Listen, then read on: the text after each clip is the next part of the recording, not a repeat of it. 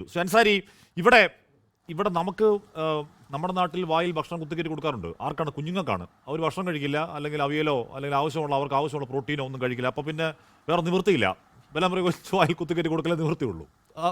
ചിലപ്പോൾ തുപ്പിക്കളയും ചെയ്യും. ഇവിടെ ശ്രീ രാഹുൽ ഈശ്വർ പറയുകയായിരുന്നു, ഇവിടെ ശ്രീദേവ് നമ്പൂതിരി എന്ന ആൾ കൊടുത്ത ഹർജിയിലാണ് ഇവർക്ക് ഈ നുണയുടെ ടീസർ പിൻവലിക്കേണ്ടി വന്നത്. കോടതി നാളെ സിനിമ കാണാൻ പോകുന്നു. കോടതിക്ക് അത് ബോധ്യപ്പെടും, ഉറപ്പ്. കോടതിക്ക് അത് ബോധ്യപ്പെട്ടാലും ഇല്ലെങ്കിലും ശ്രീ അൻസാരി സൂരി, ഞാൻ ഈ പറയുന്ന ശ്രീദേവ് നമ്പൂതിരിയുടെ കാര്യം അന്വേഷിച്ചു. ഒരു പാവ മനുഷ്യനാണ്, ഒരു ഒതുങ്ങി നീക്കുന്ന ഏതൊരു ആക്ടിവിസ്റ്റ് ഒന്നും അല്ലാത്തൊരു പാവ മനുഷ്യൻ. ശ്രീദേവ് നമ്പൂതിരി കോടതിയിലേക്ക് ഈ സിനിമ വിലക്കണമെന്ന് ആവശ്യപ്പെട്ട് പോയെങ്കിൽ കേരളം ഭദ്രമാണ്. ശ്രീ അൻസാരി, ഈ കാമാക്യനൊക്കെ ഇവിടെ ഒന്നും വർക്കൗട്ട് ആവില്ല.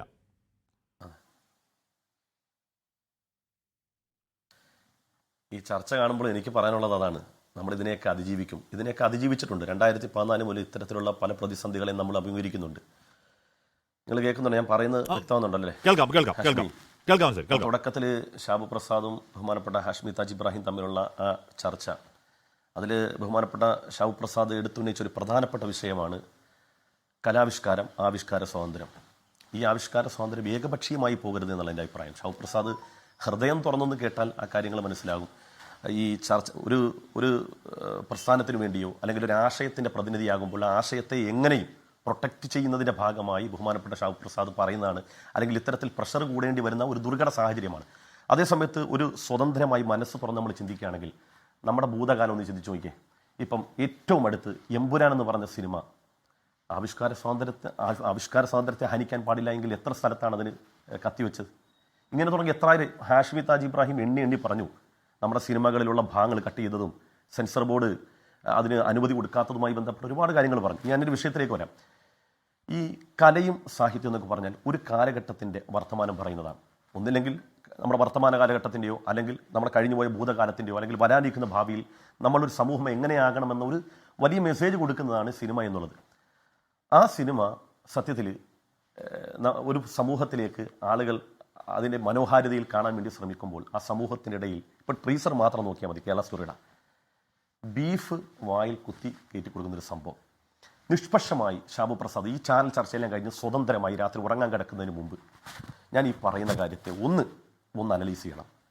എവിടെയെങ്കിലും വൈരാഗ്യ ബുദ്ധിയോടുകൂടി, ഇനി പോട്ടെ, ഒരു സ്വബോധമില്ലാത്ത ഒരു ഭ്രാന്തനായ ഒരു മുസൽമാൻ, അയാൾക്ക് സ്വബോധമില്ലാതെങ്കിലും ഏതെങ്കിലും ഒരു ബീഫ് കഴിക്കാത്ത മനുഷ്യൻ്റെ വായിലേക്ക് ബീഫ് കുത്തിക്കയറ്റിയ ഒരു സംഭവം ജന്മഭൂമിയിലെങ്കിലും ജനൻ ടി വിയിലെങ്കിലും അങ്ങനെ ഒരു വാർത്ത വന്നത് ഷാബു പ്രസാദ് സാറിൻ്റെ ശ്രദ്ധയിൽപ്പെട്ടിട്ടുണ്ടോ? ഇല്ല, അങ്ങനൊരു സംഭവം ഇല്ല. ഈ ബീഫും മുസൽമാനുമായിട്ട് എന്ത് ബന്ധം? മുസ്ലിമീങ്ങളെ സംബന്ധിച്ചിടത്തോളം ഒരു ഇസ്ലാം മത വിശ്വാസിക്ക് എന്തെല്ലാം കാര്യങ്ങൾ അനുവർത്തിക്കാനുണ്ട്? ഇസ്ലാമും ബീഫുമായിട്ട് എന്ത് ബന്ധം? പലപ്പോഴും അങ്ങനെയാണ് ചർച്ച ചെയ്യപ്പെടുന്നത്. ഇസ്ലാമിൽ ഒരു മനുഷ്യൻ കഴിക്കുന്ന ആഹാരം ഹലാലാവണമെന്ന് മാത്രമേ ഉള്ളൂ. ചുറ്റുവട്ടത്തുള്ളവരൊക്കെ കഴിക്കുന്നതൊക്കെ ഹലാലാകണം, അങ്ങനെ ആക്കണം എന്നൊരു നിർബന്ധമില്ല. അവൻ കഴിക്കുന്നത് അവൻ അധ്വാനിച്ചുണ്ടാക്കിയതും അതുപോലെ തന്നെ അവനിക്ക് മറ്റുള്ളവർ വകവെച്ച് കൊടുത്തതുമായ ആഹാരം കഴിക്കണമെന്ന് മാത്രമേ ഉള്ളൂ.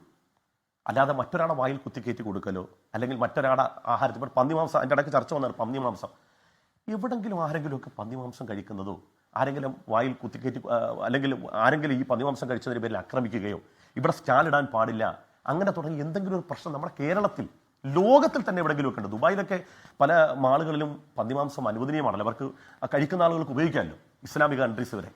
അപ്പം ഇങ്ങനെയൊക്കെ നന്നായി പോകുന്ന ഒരു നാട്ടിൽ പച്ചക്കള്ളം പറഞ്ഞ് പ്രചരിപ്പിച്ച് സമൂഹത്തിനിടയിൽ വലിയൊരു വെറി ഉണ്ടാക്കുന്നത് വഴി എന്താണ് നിങ്ങൾ ഉദ്ദേശിക്കുന്നത്? ഈ രണ്ടാമത്തത്, ഈ കേരള സ്റ്റോറിയുടെ സന്ദേശം ഇപ്പോൾ മതപരിവർത്തനമാണല്ലോ നമ്മുടെ നാട്ടിൽ ചർച്ച. നോക്കൂ, നിങ്ങൾ RSS എന്ന് പറയുന്ന രാഷ്ട്രീയ പ്രസ്ഥാനം അല്ലെങ്കിൽ ഒരു സംഘടന 100 വർഷമായി ഈ നാട്ടിൽ പ്രവർത്തിക്കുന്നു. ഇത്തരം കാര്യങ്ങൾക്ക് തടയിടാൻ ആത്മീയമായ രൂപത്തിൽ അല്ലെങ്കിൽ നിങ്ങളുടെ സംഘടനാ ബലം കൊണ്ട് നിങ്ങൾക്ക് ഇതുവരെ സാധിച്ചില്ലേ? ഈ തെറ്റിദ്ധാരണ, ഈ കള്ളം, ഷാബു പ്രസാദ് സാറിന് പോലും അറിയാം ഇത് 100% കള്ളമാണ് എന്നുള്ളത്. ബീഫ് കുത്തിക്കയറ്റി കൊടുക്കുക നിർബന്ധമായി ഇങ്ങനെ മതപരിവർത്തനം നടത്താൻ പറ്റും. ഇവിടെ കേരളത്തിലെ ഹൈക്കോടതി പറഞ്ഞു അങ്ങനില്ല. ഉദാഹരണം പറഞ്ഞാൽ രാജ്യത്തിന് സുപ്രീം കോടതി പിടിച്ചുകൊണ്ട് നീ ഹിന്ദു മതം സ്വീകരിക്കണം എന്നൊരാൾ പറഞ്ഞെന്ന് വിചാരിക്കുക. അയാൾ എന്നെ ക്ഷേത്രത്തിൽ കൊണ്ടുപോയി, ഞാൻ തൊഴുതെന്ന് വിചാരിക്കുക. അയാൾക്ക് എങ്ങനെ എന്നെ ഹിന്ദു മത വിശ്വാസിയാക്കാൻ പറ്റും? ഇനി ഈ ഇരിക്കുന്ന രാഹുൽ ഈശ്വറിനെ തന്നെ ഞാനിങ്ങനെ സോപ്പിട്ട് പല കാരണങ്ങളെ പറഞ്ഞ് പിന്നീട് ഭീഷണിപ്പെടുത്തി നിങ്ങൾ നിസ്കരിക്കണമെന്ന് പറഞ്ഞാൽ നിസ്കരിക്കുന്ന സമയത്തും അദ്ദേഹത്തിൻ്റെ മനസ്സിൽ ശ്രീകൃഷ്ണനും മറ്റു ഭഗവാന്മാരുമാണെങ്കിൽ അയാൾ അങ്ങനെ മുസ്ലിം ആകുക?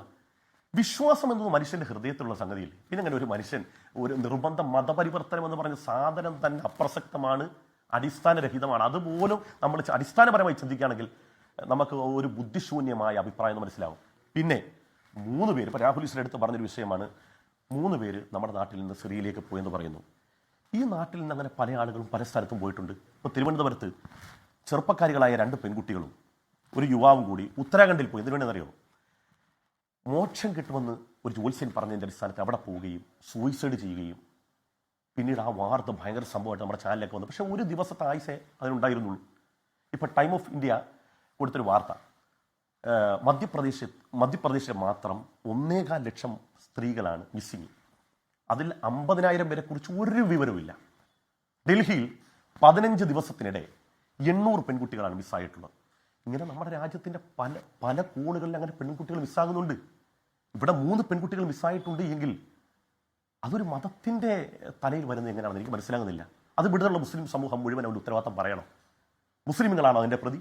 ഇപ്പം എൻ്റെ വീട്ടിൽ എനിക്ക് 2 പെൺകുട്ടി 1 ആൺകുട്ടിയാണ്. അവരാരും എവിടെയും പോയിട്ടില്ല. ഇങ്ങനെ ഇത്രയും ഇവിടെ പോകാതിരിക്കുന്നവരെ കുറിച്ച് ചർച്ച ചെയ്യണ്ടേ? പോകാതിരിക്കുന്നവർക്ക് പോകാതിരിക്കാനൊരു കാരണം ഉണ്ടല്ലോ, അതും ചർച്ച ചെയ്യപ്പെടണമല്ലോ. അപ്പം ഞങ്ങളൊക്കെ ഈ രാജ്യത്ത് ജീവിക്കുന്നവർ, ഇവിടെ സമാധാനത്തോടെ എക്കാലത്ത് ജീവിക്കണമെന്ന് ആഗ്രഹിക്കുന്നവരാണ്. ഏതെങ്കിലും 1-2 വിഷയങ്ങൾ പറഞ്ഞു. ഇപ്പോൾ രാഹുൽ ഈശ്വർ സ്ഥിരമായി പറഞ്ഞൊരു സംഗതിയുണ്ട്, ഈ ഹിന്ദു സമൂഹത്തെ ഏകീകരിക്കാൻ വേണ്ടി ഒരു അപരനെ സൃഷ്ടിക്കുക. ആ അപരനെ സൃഷ്ടിക്കൽ മാത്രമാണ് ഇതല്ല. സിനിമ കൊണ്ടുവരുന്നു. നിങ്ങൾ ക്രിയാത്മകമായി മനുഷ്യരോട് മഹനീയമായ എന്തെങ്കിലും ഒന്ന് പറഞ്ഞ് ഈ സമൂഹത്തെ ഏകീകരിക്കാൻ കഴിയുമോ? ഇപ്പോൾ ഏകതാ സമ്മേളനം നടക്കുന്ന RSSന്റെ കീഴിൽ എന്തെങ്കിലും നന്മ പറഞ്ഞിട്ട് ആ സമൂഹത്തെ ഉദ്ധരിക്കാൻ കഴിയുമോ? അതേ മുസ്ലിം വരുന്നു, നിങ്ങൾ സൂക്ഷിക്കണം. മുസൽമാൻ നമ്മുടെ പെൺകുട്ടികളെ തട്ടിക്കൊണ്ട് പോകുന്നു. മീനച്ചിൽ PC ജോർജ് പറഞ്ഞു, മീനച്ചിൽ നിന്ന് 3000-ഓളം വരുന്ന പെൺകുട്ടികളെന്ന് പറഞ്ഞു. എന്തെങ്കിലും ഒരു അടിസ്ഥാനമുണ്ടോ? മീനച്ചിൽ നിന്ന് 3 പെൺകുട്ടികൾ വീട്ടുണ്ടോ? മീനച്ചിൽ ഇതെല്ലാം ഇവിടെ പറയുന്നത് എന്തിനു വേണ്ടിയാണ്? ലോകത്തെവിടെയായാലും ഏത് സമയത്തും 24 വാർത്തകളും ഓഗ്മെന്റഡ് റിയാലിറ്റി പാക്കേജുകളും എക്സ്പ്ലെയിനറുകളും വിശദമായി കാണാൻ ഞങ്ങളുടെ YouTube ചാനൽ നിങ്ങൾക്ക് സബ്സ്ക്രൈബ് ചെയ്യാം.